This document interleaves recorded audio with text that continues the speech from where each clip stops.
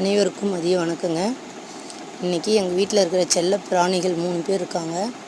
அவங்களுக்கு தனியாக சிக்கன் எடுத்துகிட்டு வந்து செஞ்சுருக்கோம். எப்போவும் எங்களுக்கு செய்யறதுலையே கொஞ்சம் சேர்த்து செஞ்சு கொடுப்போம். ஆனால் அது காரமாக இருக்கும், அவங்களுக்கு ஏற்றுக்கிற அளவுக்கு இருக்காது. இன்றைக்கி வந்து காரம் கம்மியாக வச்சு கொஞ்சமாக ஆயில், கொஞ்சமாக நெய், கொஞ்சமாக வரமிளகாத்தூள் போட்டு பிரியாணி மசால் கொஞ்சம் போட்டு செஞ்சுருக்கோம். பார்க்கவே சூப்பராக இருக்குது.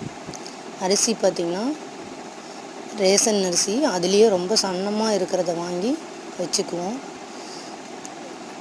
ஏன்னா ஒருத்தர்னா பரவாயில்ல, இவங்க எல்லாமே நாங்கள் வளர்த்துறது தான். இருந்தாலுமே வீதியில் வர எல்லா நாய்க்குமே நாங்கள் சாப்பாடு கொடுப்போம். அதனால் நல்லரிசி கட்டுப்படி ஆகாது, அதனால் ரேஷன் அரிசி தான் யூஸ் பண்ணிக்கிறோம்.